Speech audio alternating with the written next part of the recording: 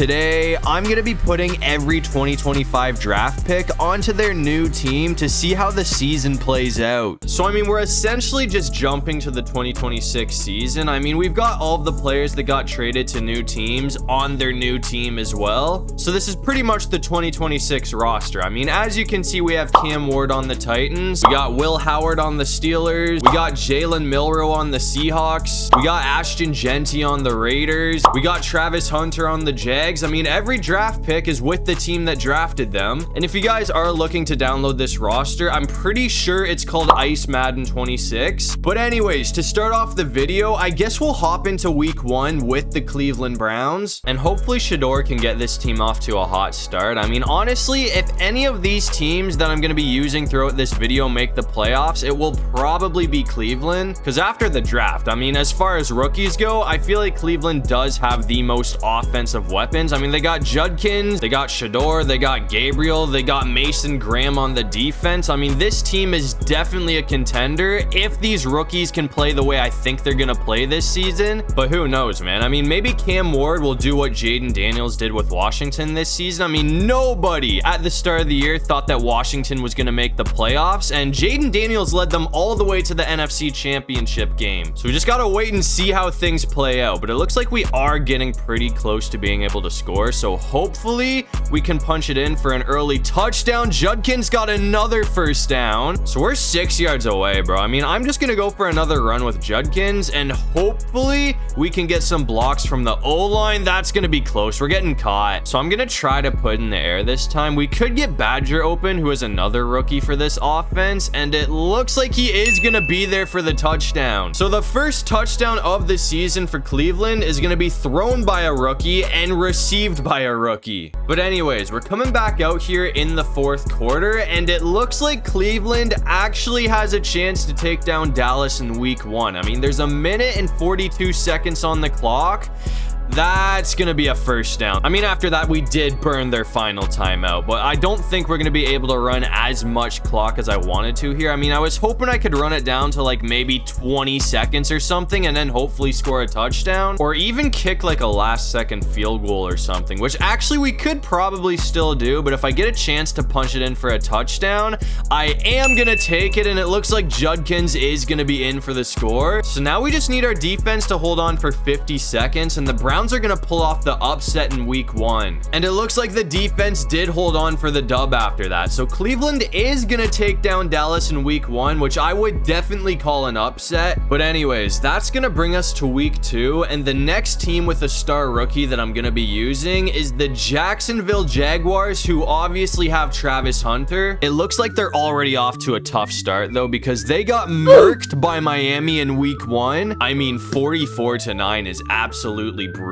So hopefully they can make up for it in week 2. And I mean, ironically enough, we're gonna be going up against the team that I was just using in the last game, but hopefully this time Cleveland does not get the win. I mean, I feel like the Jags definitely need a win more than the Browns do. I mean, they just got absolutely obliterated by Miami, so we really need to redeem ourselves here. And I'm hoping Travis Hunter can have a good game as well, because he's definitely gonna be one of the X factors for this offense. It looks like Thomas Jr. is gonna get away though. Thomas Jr. is another really solid young player on this team. I mean, he's coming off of a great rookie season, so if he can follow that up and Travis Hunter can play the way everyone thinks he's gonna play, then Trevor Lawrence is gonna have 2 superstar wide receivers on his hands. So I mean, Jacksonville definitely has a lot of potential for the future. We're gonna have Hunter open for the touchdown though, so that will give us a 7-3 lead. A few moments later. But anyways, we're coming back out here in the fourth quarter, and the game's basically on the line right here, because the Browns are in position to score a touchdown, and if they get in, this game's basically done for, and it looks like they are gonna have it. So that will basically put the Jags away. I mean, Jacksonville was able to score another touchdown after that to keep it close, so they only lost by 3 points, which is definitely an upgrade from week 1. But either way, they are 0-2 on the season, and it looks like Cleveland's gonna start off 2-0. But anyways, after that, I went ahead and simmed to week 9 to see how things were playing out,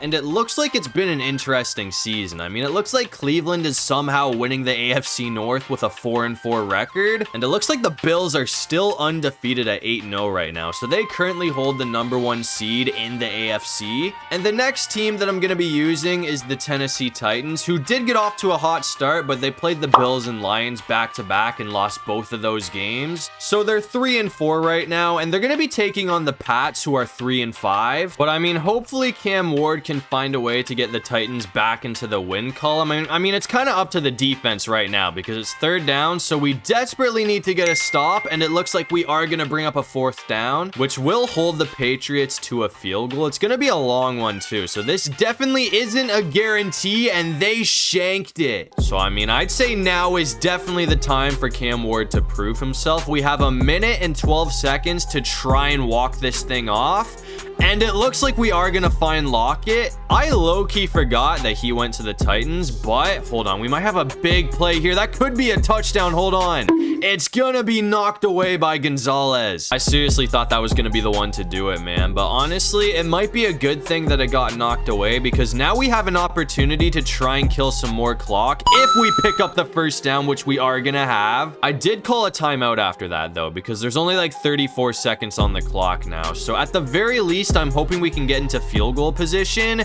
That was kind of a mistake pass, but it's gonna work out. I mean, I could go for a touchdown if someone gets open here, but honestly, all I'm really trying to do is get into field goal range. I mean, that should honestly be enough to do it right there. And after that, I just let the clock run all the way down to 3 seconds. So as long as we don't miss this field goal, that should walk it off for the Tennessee Titans. It's gonna be good. So Cam Ward is gonna put together the game-winning drive to put the Titans back in the win column. So they are back to 500 with a 4-4 record. But anyways, that's gonna bring us to week 12 for one more game before I sim to the playoffs. And the final team that I'm gonna be using is the Las Vegas Raiders, who now have Ashton Genty at running back, and they are 5-5 right now. So if they go on a bit of a win streak, this team could definitely make the playoffs. But in week 12, they're going to be taking on the Broncos, and it's been a really close game up to this point, which is exactly what I expected. I mean, it's a divisional matchup, so I knew this one was going to be close, but we do currently have a 14-9 lead over Denver. So if the Raiders can score a touchdown here, that will give us a 2-score lead, which would be much needed. I mean, Denver's 4-7, so they have been having a pretty rough go, but they still have Bowl LIX at QB, so I would never count that guy out. He's definitely capable of pulling off a comeback. But anyways, I'm gonna try and go for a bit of a shot with Myers here, or even Thornton Jr. if he can get open, but I feel like Myers is probably gonna be our best option.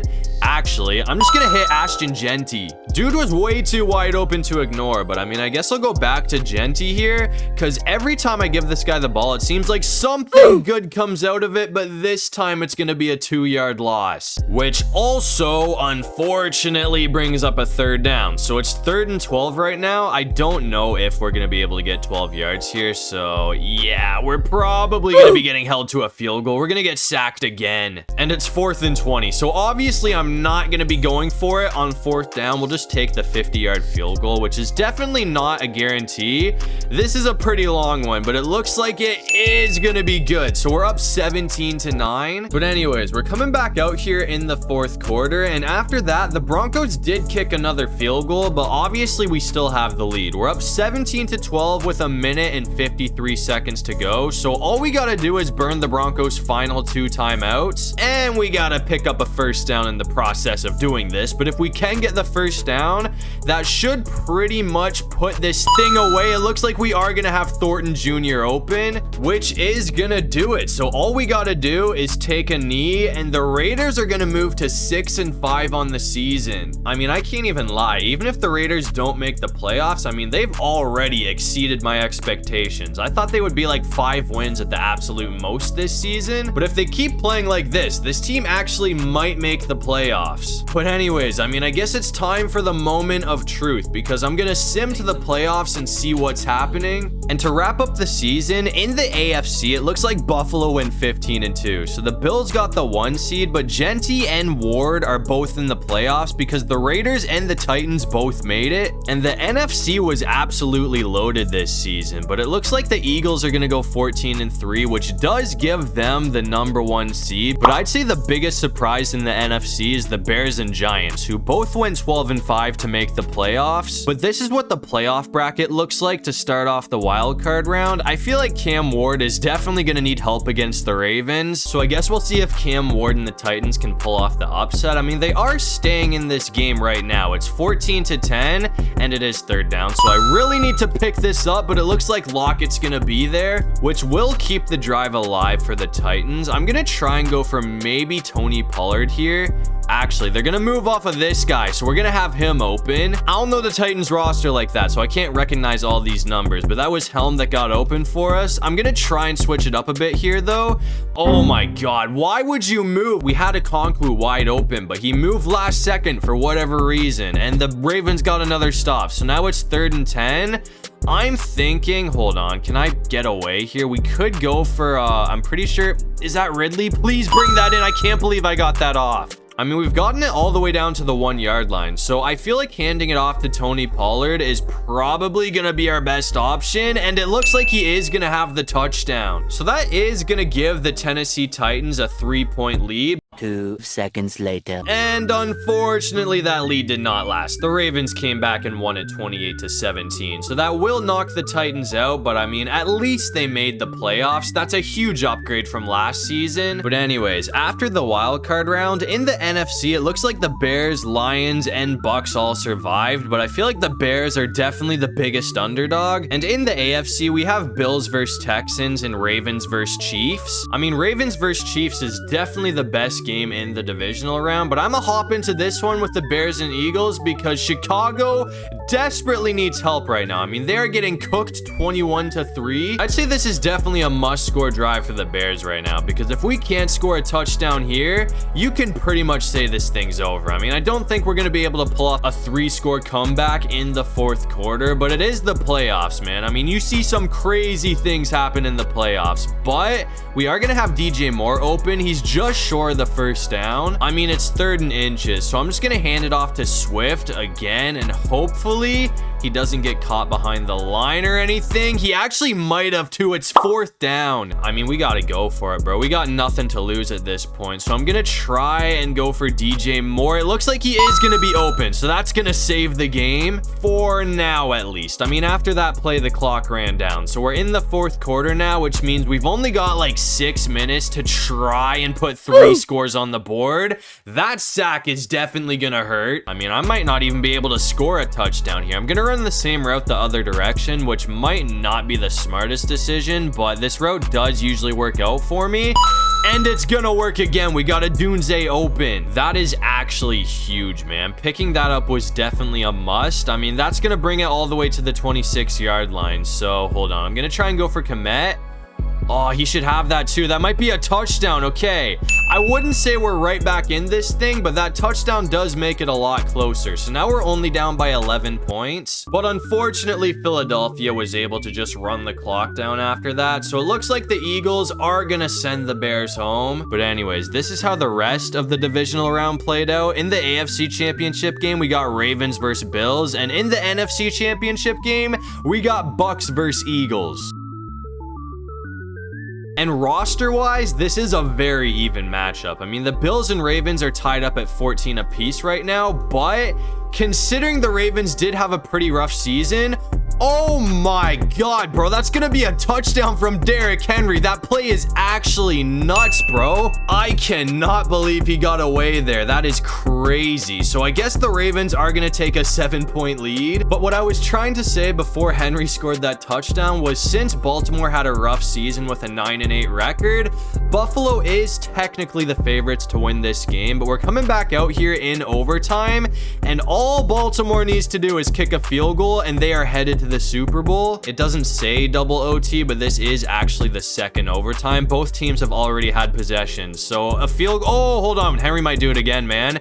Henry's gonna do it again, man. How is he still going? This guy has been an absolute dog, bro. I mean, he's got his X Factor activated now as well, so that's just gonna make it even more difficult to get this guy on the ground. I mean, we could just take a field goal and call it a day, but we still got 2 attempts to try and knock it in for a touchdown, so I'm gonna see if we can do that, and it looks like Lamar's gonna bring it in, which is gonna send the Baltimore Ravens to the Super Bowl. So Lamar and the Ravens are now 1 win away from finally hoisting a Lombardi trophy, but I guess now it's time to see who their opponent's gonna be. They'll either be taking on the Eagles or the Buccaneers, but to end off the season, it looks like MVP is gonna be going to Patrick Mahomes. But anyways, in the AFC, Offensive Rookie of the Year is gonna be going to Cam Ward, and Defensive Rookie of the Year goes to Tyreek Williams, and in the NFC, Defensive Player of the Year was Jalen Walker, and Offensive Rookie of the Year was technically Rome Odunze, but since we're acting like this is the 2026 season,